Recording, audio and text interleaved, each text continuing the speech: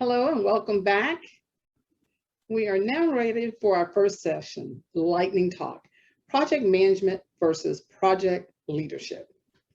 Project leaders and project manager roles are both instrumental in seeing projects successfully completed.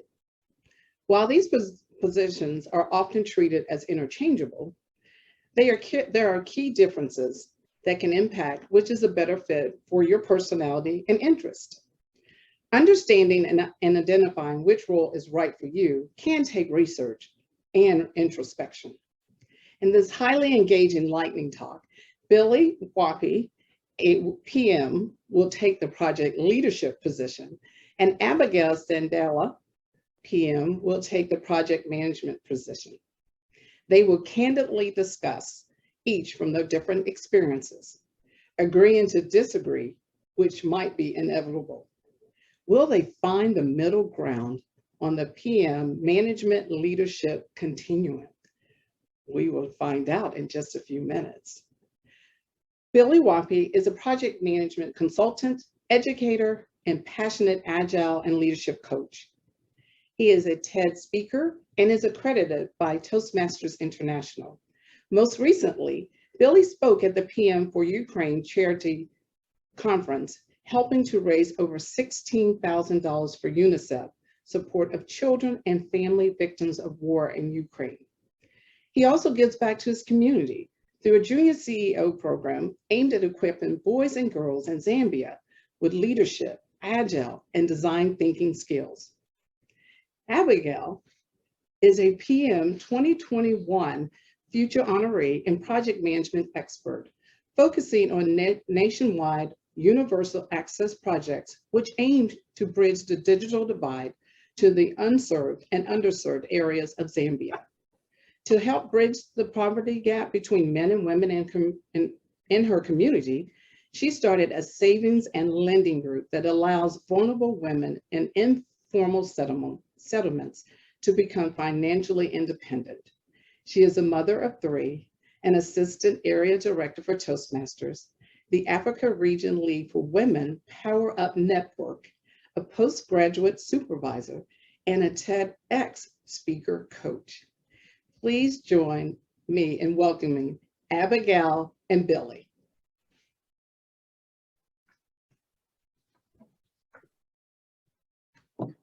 Thank you so much, Denise. What an introduction. Thank you. Good afternoon, good morning, and good evening to everyone who's joining us. Thank you so much for joining. Billy Mwape, good afternoon. Good afternoon, Abigail. Good afternoon to all the listeners. Good morning, good evening, depending from where you're joining us from. Excited to be here. So the world today is moving away from management so much that when you go on YouTube and search for management, what you get is a 47-minute lecture about the principles of management, which was posted about 9 years ago, Leadership versus Management with Seth Godin, and 5 crucial tips on leadership for first-time managers with Ben Garrop. When you then decide to tweak your search a bit and search for TED Talk on management, well, because that's where the ideas we're sharing are, what you find is Hamza Khan telling us how to stop managing and start leading, Elizabeth Lai explaining how to break bad management habits before they reach the next generation of leaders, and a millennial leadership video by Danita Bai. This move has cascaded all the way down to the project management field, where we are trying to drift away from management, even though the word management is actually embedded in project management. Billy, can you share what your take on this is? Thank you very much, Abigail. And in my case, I am very biased. I am pro-leadership because I believe that everything falls on leadership. I like to quote a very great writer, Pete Drucker, who says, most of what we do, or most of what we call management, consists of things that make it very difficult for people to get their jobs done. And therefore, management becomes the cornerstone for transformational changes, especially in organization, because it hinges on alignment with the strategic plans that are set in place by different organizations. And so when you look at different organizations, each organization drives for value delivery, because at the end of the day, it's the value that you want to deliver to your customers. And so bringing it now back to the discussion that we're having right now, I feel like many management skills or methodologies that are applied focus more on managing things and takes away from people. But my belief is that it's these people that actually deliver ideation. It's these some people that are able to deliver innovation. And if they have a bigger picture from the onset, meaning they're able to believe in the vision of organization and align whatever projects that they're managing with the bigger picture. It's not about deliverables. It's about us changing the lives of people, for example, or it's about us making the customer journey much easier. So you realize that even the person at the least of the organogram believes that their role is not to just build a Gantt chart, but their role is to change lives. So when you look at it from that angle, you begin to appreciate, Abigail, that leadership is not a position, but a disposition, meaning every single manager is able to harness leadership because it's a skill that you can build. These are lifetime skills that you are able to pick on. And so from where I stand, if anyone is looking at any organizational development with a value realization proposition, then you want to hinge on leadership. And therefore, I believe that leadership should be for every manager. So let's build more of project leaders than project managers. What do you think? Wow. Okay. Wallace, I totally agree with you. You have to think of why and what as a leader. And while managers think why and what, while leaders think why and what, managers think when and how. And you can't say do away with the deliverables because, I mean, that's what we're in this for. Managers think when and how because the most important target is utilizing procedures around budgeting, around staffing, and organizational structuring. So when you are the head of the organization or when you are a project owner, then of course, you have to carry everyone along with you. So you have to have the janitor believe in your vision as a leader because you are looking at the bigger picture. So because you know why you want to do that particular project or because you know why you want to go a certain direction, it is very important that people comprehensively understand what you're doing and your responsibility to ensure that people rally behind you 100%. But Billy, when you have been employed as a project management consultant, you have no business thinking about the why. All you have to do is sit down with your project team and devise a way to stay within the stipulated schedule. Cost tolerances, ensure quality, so that you are essentially what you're essentially doing is setting up processes that will ensure that you stay within the parameters that have been prescribed by the client and how you are going to exceed expectations so that you have stellar reviews for future jobs. So while leaders think ideas and innovation, managers think execution, and ultimately what you need to understand is when to apply leadership and when you have to apply management or when to apply both. But you can't say you cannot choose leadership. You always have to choose leadership over management. Paul Hawkins said, management is the art of making problems so interesting that their solutions are so constructive that everyone wants to get to work and deal with them. That is what management does.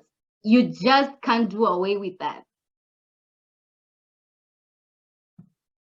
So, Abigail, I get you very clearly, and I really appreciate the situational application of leadership and management. But you see, I strongly feel that we need to pay more attention to leadership. And here's the thing, I would like now to quote a French poet at this particular moment by the name of Antoine de Saint. I hope I pronounced that properly. He talks about building a ship.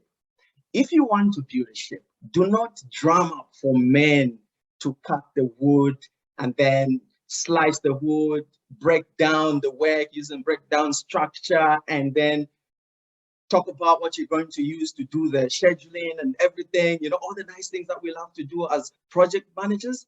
But instead, what you want to inspire is to allow them to yearn for the vast waters and the sea. So like that, like I said before, they believe in a much bigger picture.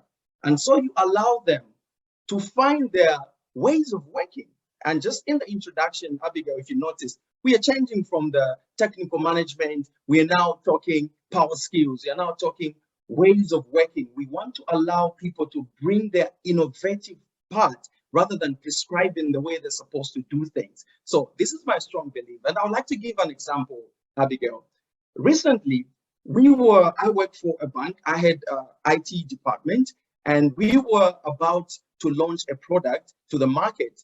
You know, the world has become very competitive with fintechs coming on the block, and banks are slowly dying out because it's very difficult to innovate as a bank because you are highly regulated. So one of the biggest projects was to introduce a product called bank to wallet, where we were able to send money from a bank account to a wallet or a mobile money account. And so what happened here was I managed to inspire my team to say, look, guys, we are not only delivering a software. So you are not a programmer. You are building a product that is going to change the lives of our customers by making sure that we inspire a cashless society and we make a frictionless journey for our customers. And guess what, Abigail? Every team member was very inspired to do their part, but then they knew that they had to exude some form of leadership at a different stage, be it software testing, be it the actual software development, because they had this bigger picture, Abigail.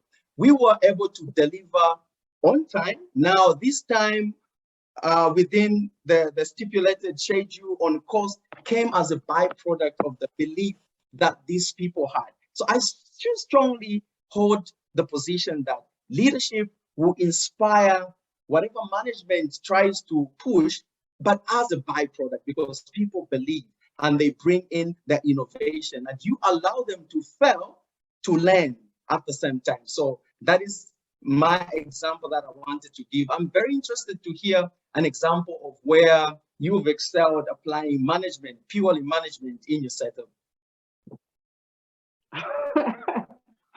Okay, I wouldn't. Okay, that is the one thing that we agree on. But then there'll be times when you cannot afford to innovate solely, and I don't think deliverables and all that should be framed as what did you say, byproducts? No. So I work in the ICT sector where we have to go to the remotest of places, the unserved and underserved areas, and then leadership in executing a project. I will give an example of a one time 2 years ago. We had a crisis in Zambia where we had load shedding for more than 8 hours. And then this one time, I sent out my team and myself to go and assess schools because we established computer labs. We set up computers and all related IT equipment in the labs. And after 6 months, we have to go on site and just check how these computers are working. Are we achieving our objectives and the deliverables that we set out? So this one time, we have 160 schools.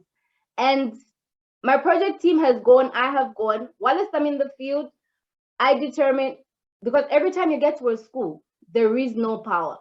And so you can't test the computer.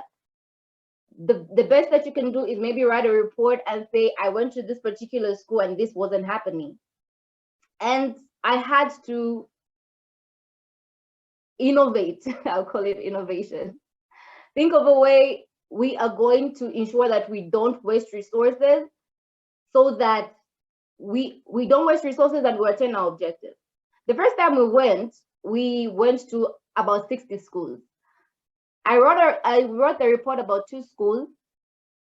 In the other schools, I decided we are going to have to borrow a generator set from the nearby village and ensure that we power every computer. If we have to power the computers one by one, we're going to do that. And so my report came back with 2 schools that were visited and 28 that weren't. The report for my project assistant came back with 30 schools that were visited and 25 schools that weren't tested. And so ultimately the objective wasn't met. So in applying leadership in that particular contest, I had to sit down with my project assistant and the rest of the project team to say, guys, what needs to be done is this. These are our objectives. In order to achieve these objectives, of course, if you have to go to each site and have to turn on one computer at a time, it requires a lot of work and it requires a lot of time. And that is where leadership comes in. So you have to bring these people to the same place of thinking. Let them think in the same line as you and say, okay, so why are we doing this? We are doing this so that we don't go out there and waste the project resources only to come back and say, this is what we have done. And so the next time that we went, one of my project team members, actually, the project assistant who came back with 25 schools that were visited and weren't tested, actually got a computer from his own house and, got a generator from his own house and traveled with it around 90 schools. And every one of the schools was tested. That's leadership. That's him buying into my vision.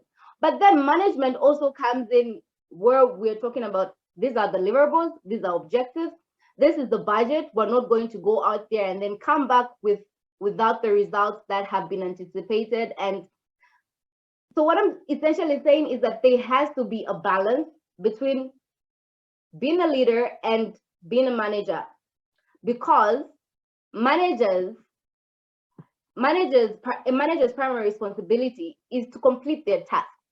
It is to reach their goals based on the leader's vision. In this case, the leader being the company's managing director. Managers relate to people according to the role that they play in decision making. And so you have to play both roles. In some cases, you apply them separately. In some cases, they have to be together, but it can never be leadership alone and negating management. I don't know if you get my point. Okay, you got me there, actually. I like the fact that you brought in a different angle where we find a place where leadership gets to meet management, because execution is very important. I agree with you.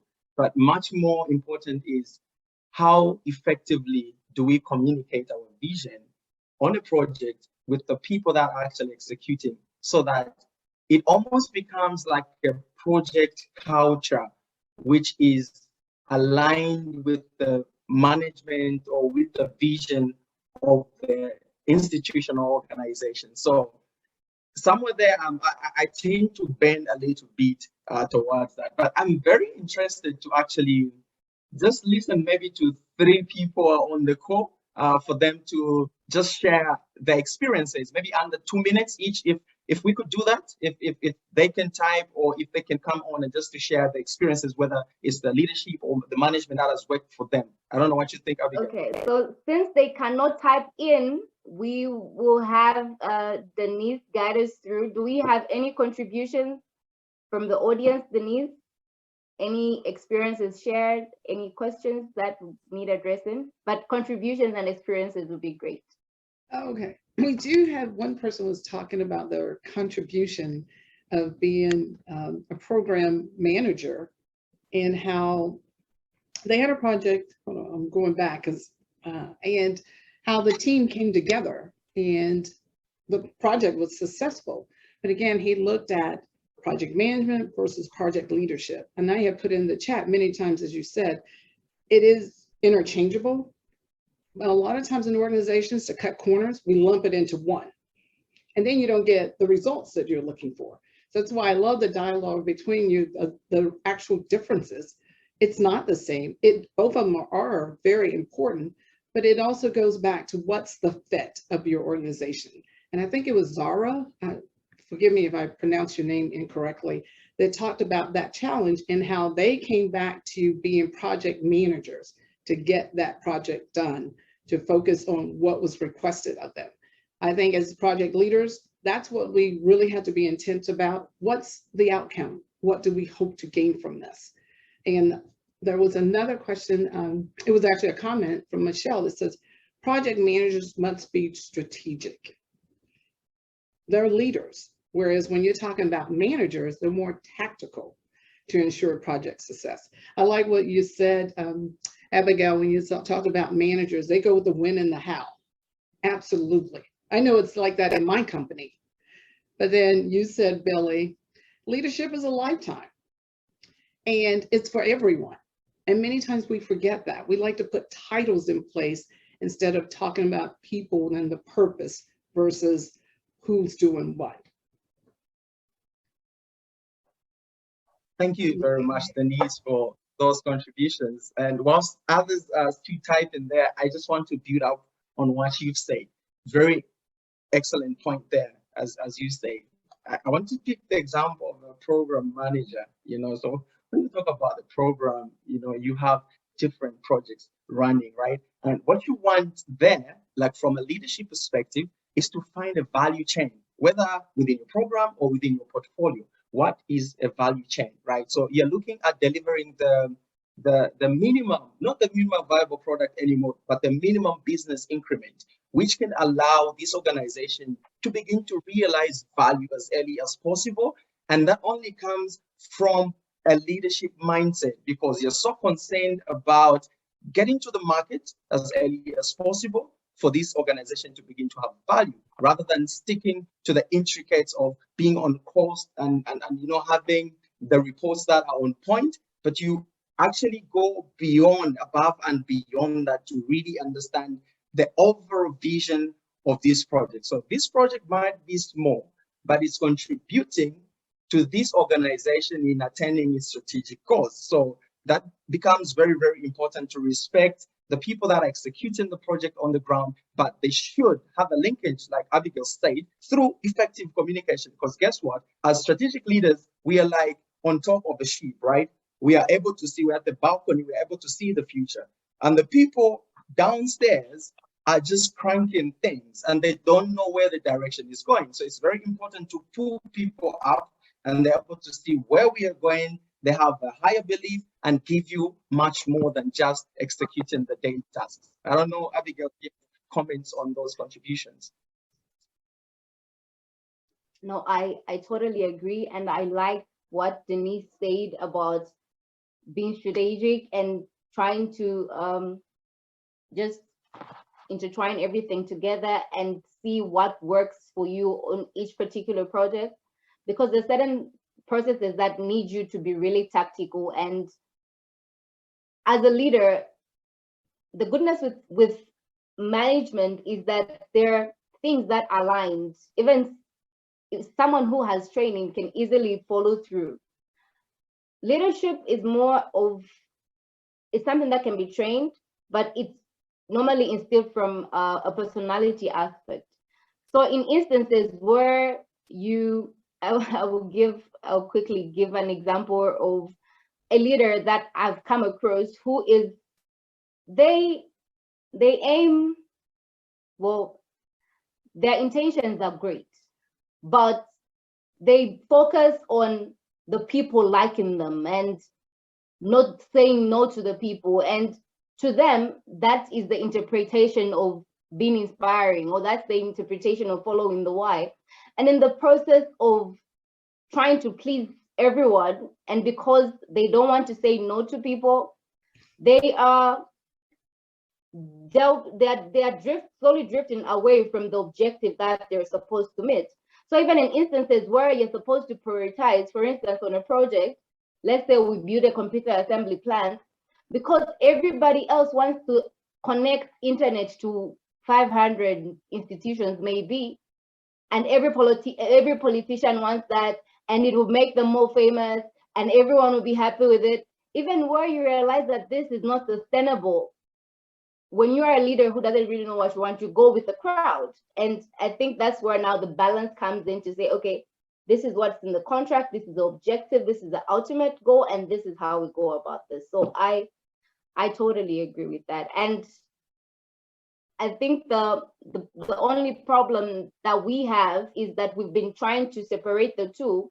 Even in almost every talk that you come across is preaching, forget about management, focus on leadership. Forget about management, focus on leadership, which is not supposed to be the case, because you have to create a balance between the two disciplines. Absolutely, Abigail. And it goes back to, as Linda Jones put a comment, that strategic leadership, that strategic thinking. You can't think just on one side. You actually need to know both sides to have a successful project and really to have an impact within your organization. We like being liked, but sometimes we're not going to be liked in a project. We're not going to always agree with the direction. However, I know in my organization, Exactly. we still go with it because I have to trust the leadership. And with that trust, I'm able to deliver what has been asked of me. Well, we're coming up on our time actually, and to our attendees, Billy and Abigail are going to have a table at our post-conference event. So if you think of other things that you'd like to share or want to know from them, please join their table. I didn't say it, it was in the chat. So if you missed it, this power couple is also a married couple. So of course, they're able to bounce back and forth off of each other. And this has been fantastic. We thank you for being with us today. And we really look forward to the post-conference event where I know there'll be even more questions.